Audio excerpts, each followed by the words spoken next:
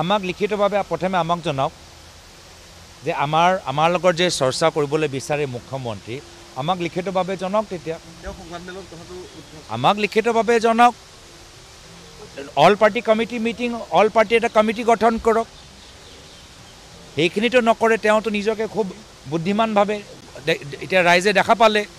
যে তেওঁ যিমান জ্ঞানী ইমান জ্ঞানী নহয় যদি তেওঁ ৰায় ল'বলৈ বিচাৰে অল পাৰ্টি মিটিং গঠন কৰক যদি তেওঁ সকলো ৰায় ল'বলৈ বিচাৰে বিধানসভাত ইয়াৰ ওপৰত চৰ্চা কৰক এতিয়াই বিধানসভা পাৰ হৈ গ'ল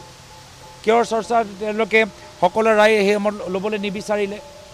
তো সেইকাৰণে আমি কৈছোঁ যে তেওঁ নহয় তেওঁ চাহ জনগোষ্ঠীৰ কাৰণে মাটি অধিকাৰ আনিছে আইনহে আনিছে এতিয়ালৈকে কিমান বিঘা মাটি নিজৰ পৰিবাৰৰ নামত আনিলে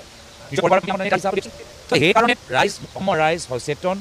অসমৰ ৰাইজ মূৰ্খ নহয় অসমৰ ৰাইজ যথেষ্ট সজাগ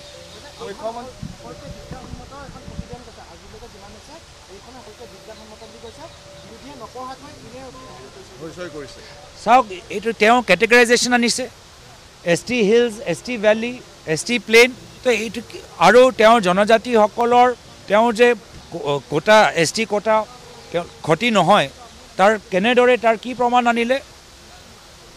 আৰু প্ৰতিবাদটো মাত্ৰ আমি কৰা নাই প্ৰতিবাদটো আমাৰ বিভিন্ন জনজাতিসকলে কৰি আছে মুখ্যমন্ত্ৰীৰ লগত ঘনিষ্ঠ হৈ থকা যিখিনি বিধায়ক বা জনজাতি নেতা তেওঁলোকৰ প্ৰতিবাদ কৰিছে তো মুখ্যমন্ত্ৰী আমাক ঠিক আছে আমি বুজিবলৈ বিচৰা নাই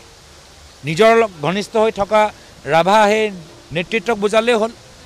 নিজৰ লগত ঘনিষ্ঠ বিভিন্ন জনগোষ্ঠী জনজাতি নেতাসকলক বুজালেই হ'ল নিজৰ ঘনিষ্ঠকে বুজাব পৰা নাই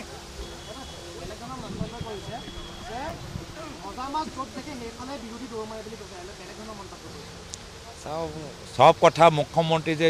জবাব দিব লাগে সেইটো মই নাভাবোঁ মই বেছি মানে এটা পৰ্যায়লৈকে মই মুখ্যমন্ত্ৰীৰ লগত তৰ্ক বিতৰ্ক কৰিব পাৰোঁ প্ৰস্তুত কিন্তু যেতিয়া মানে ষ্টেণ্ডাৰ্ড নথকা মানুহ বা ষ্টেণ্ডাৰ্ড নথকা কথাবোৰ যেতিয়া ওলায় তেতিয়া আৰু মই সেইটো পৰ্যায়লৈ মই যাব নোৱাৰোঁ তাত তেওঁ গৈ ভাল পায় তাতে তেওঁ আনন্দ লাভ কৰক